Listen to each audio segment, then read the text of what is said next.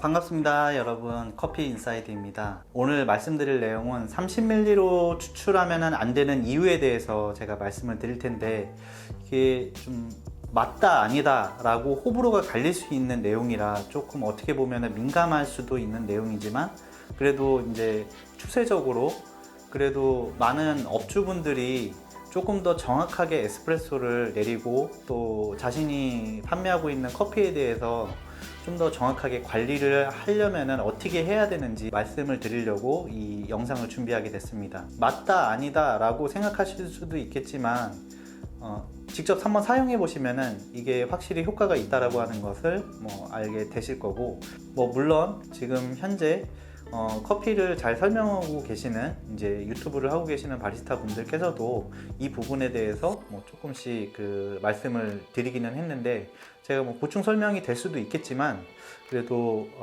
저의 관점에서 또 말씀을 드리면은 또 다른 그런 느낌으로 가지실 수도 있기 때문에 제가 그 부분에 대해서 잠깐 말씀드리도록 하겠습니다. 우선 그러면 제가 추출하는 방법으로 해서 먼저 추출을 해서 에스프레소를 한번 보여드리도록 하겠습니다. 자, 우선 포터필터를 깨끗이 닦아 주시고요. 저는 일반적으로 얘기하는 18g이라고 하는 거는 이제 포터필터 바스켓 기준으로 얘기를 하기 때문에 저도 18g을 기준으로 우선은 잡고 추출을 해서 먼저 보여드리도록 하겠습니다. 자, 포터필터 0점을 잡으시고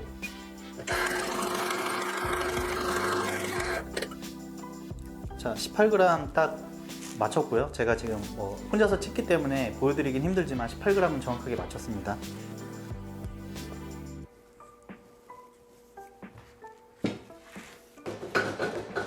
자, 장착을 해주시고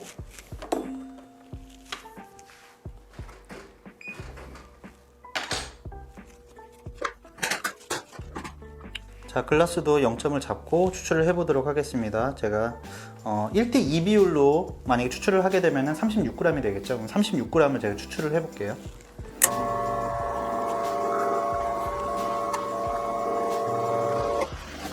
자, 정확하게 36g, 37g 정도 넘어가긴 했네요. 자, 로스팅, 이 원두는 이제 브라질이 섞인 원두고, 로스팅도 조금 되긴 했는데 그래도 가스가 어느 정도 좀 많이 있었던 것 같아요. 자, 여러분들한테 이 에스프레소를 잠깐 보여드릴게요. 크레머 굉장히 많죠. 지금 이게 36g으로 추출한 거예요. 자, 이거 보시면은, 자, 보이시죠? 예. 지금 검은 물로 이렇게 측정을 하게 되면은 30이 될 거고, 이 크레마를 기준으로 측정을 했을 경우에는 60까지 올라오죠. 근데 이게 정확하게 이런 크레마가 계속 나온다라고 보장은 못하죠. 다른 크레마, 이거보다 크레마가 더 적을 수도 있고 크레마가 굉장히 많을 수도 있죠. 그러면은 여러분들이 생각하기에는 지금 이렇게 추출한 36g으로 맞춘 이렇게 추출된 이 에스프레소가 맞게 추출된 거라고 여러분들은 생각하시나요? 자, 보이시죠? 예. 자, 시간이 조금 지나니까 이제 30에서 40까지 올라왔죠? 예, 검은물 자체가 지금 초점이 잘 안 맞는 것 같은데, 예, 40까지 올라왔습니다. 예, 시간이 지나면 지날수록 이제 점점 더 올라오겠죠? 보이시죠? 자, 그러면 이 부분에 대해서 제가 간단하게 좀 설명을 드리도록 하겠습니다. 자, 영상에서 보셨듯이 크레마를 여러분들도 보셨죠? 시간이 지나면서 크레마들이 이제 조금씩 사라지면서 에스프레소의 검은 물, 그게 점점 상승하기 시작하죠. 제가 말씀드리고 싶은 게 이 부분인데, 예를 들자면은 내가 항상 30ml로 해가지고 추출을 했다. 나는 30ml로 추출을 마쳤다. 항상 30초에서 20초에서 3초 사이에 일반적으로는 24초, 25초 이렇게도 맞춰요. 이거는 이제 학원에서 좀 많이 알려주고 계시죠. 예. 우선 초도 물론 관계가 있죠. 커피 맛은 이제 그 추출되는 시간과 물의 온도, 원두의 입자, 뭐 원두 종류, 뭐 이런 것들이 있는데, 로스팅한 날짜에 따라서 혹은 로스팅된 원두가 어떤 블렌딩으로 됐냐, 그리고 어떤 로스터기를 사용했냐에 따라서 이 크레마의 질감이라든지 맛이라든지, 그리고 크레마의 두께, 뭐 여러 가지 굉장히 많이 그 변수가 있죠.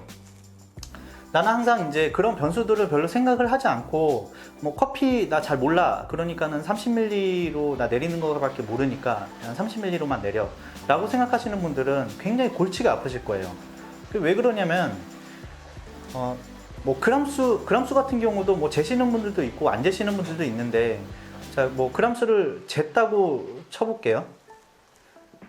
예를 들자면은 뭐 더블 바스켓 기준으로 해가지고 18g을 우선 기준으로 잡을게요. 이 18g이라고 하는 게 정답은 아니에요. 정답은 아니고 이 원두에 따라서 다르기 때문에, 같은 포터필터 바스켓이라도 만약에 이 세 개의 포터필터 바스켓이 있는데 이게 뭐 약, 중, 강, 이 원두들의 이제 크게 분류를 한 거예요. 약하게 볶은 원두하고 중간으로 볶은 원두, 강하게 볶은 원두.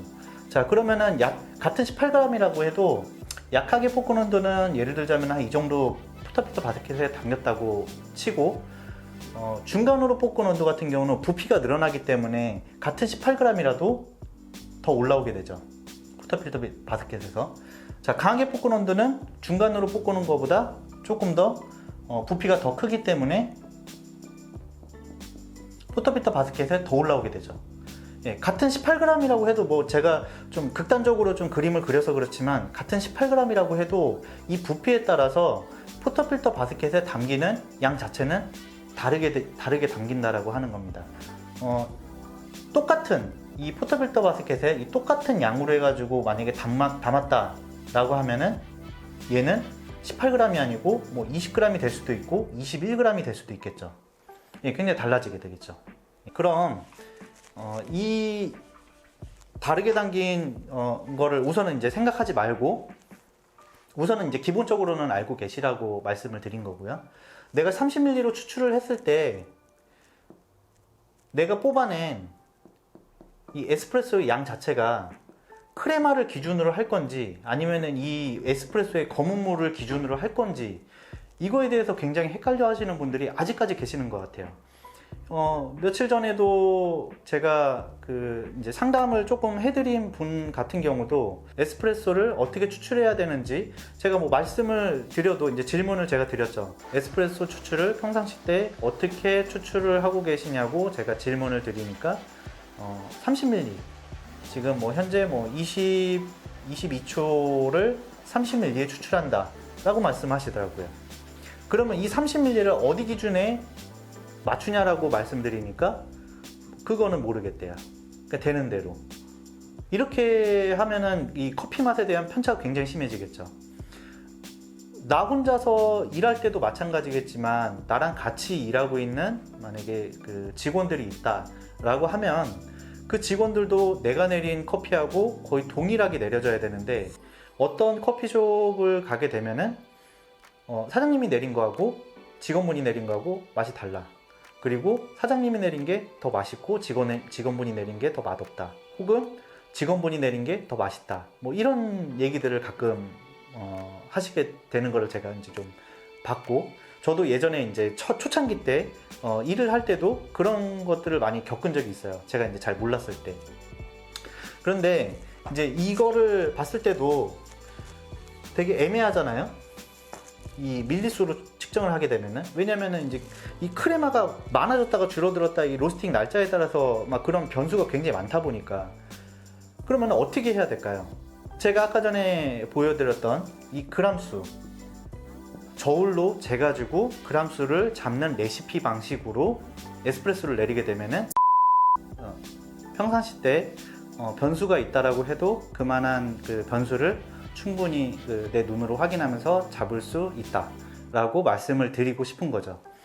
뭐 매번 뭐 맛이 달라질 때마다 업체 불러가지고 잡아달라고 할 수도 없겠죠. 그리고 가끔 이제 어떤 분들을 보면은 눈으로 확인하죠. 물론 이거 육안으로 확인하는 것도 굉장히 중요하긴 한데 눈으로 확인을 해서 검은물이 어느 정도 끊기면 끊는다. 뭐 이런 되게 그 감각으로만 내리려고 하는, 그렇게 된다라고 하면 내 감각을 믿고 나는 에스프레소를 제조를 한다. 근데 그 감각이 굉장히 뛰어나다라고 해도 그거는 나만의 감각인 거지.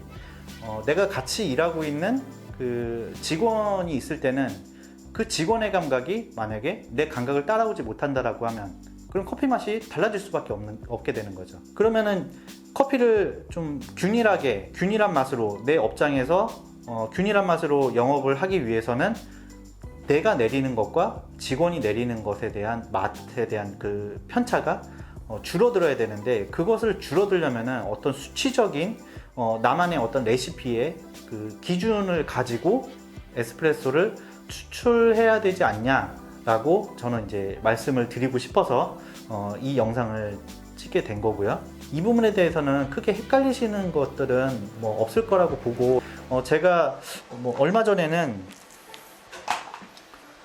그 바리스타 챔피언십, 월드 바리스타 챔피언십에서 몇 년도부터 저울을 사용했는지에 대해서 제가 좀 검색을 해보니까 2014년도 때는 저울이 안 보였던 걸로 제가 지금 확인이 되고, 2015년도부터 저울이 확인이 되면서 바리스타 챔피언십에서도 계속 지속적으로 그람을 재가면서 그 대회를 치르는 거를 제가 이제 확인을 했는데, 그게 저도 이제 너무 궁금해서 저의 아는 지인분께 궁금해서 이제 질문을 드리니까, 그분 말씀으로는 2015년도부터 대회의 그 규정으로 저울을 사용해야 된다라고 규정에 이제 포함이 됐기 때문에 저울을 사용을 했던 걸로 이렇게 알고 계시는 부분을 저한테 이제 전달을 해주셔서 저도 그 부분에 대해서 이제 알게 된 거죠.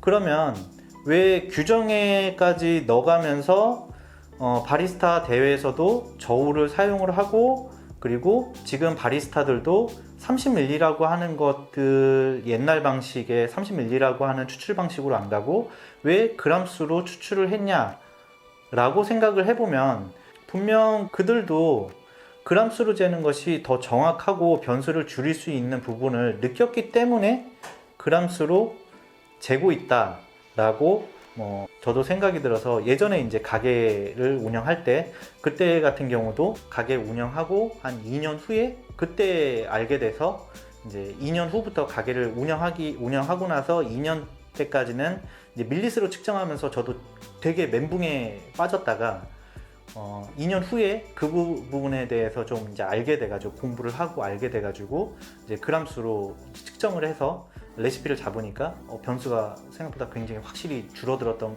것도 저도 느꼈고, 그렇게 영업을 하니까 뭐 저희 아르바이트생이라든지 아니면 직원이라든지 이런 분들 같은 경우도 뭐 헷갈리지 않게 저랑 그 비슷한 맛을 낼 수 있는 그런 기술을 배워 나갔던 것 같아요.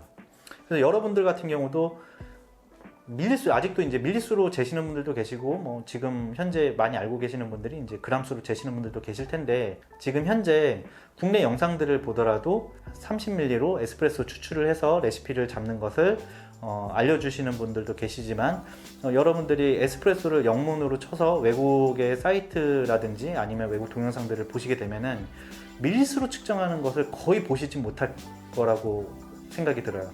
저도 이제 굉장히 많이 찾아봤는데 확실히 그람수가 편차에 대한 부분을 확실히 줄여줄 수 있는 거는 확실한 것 같다.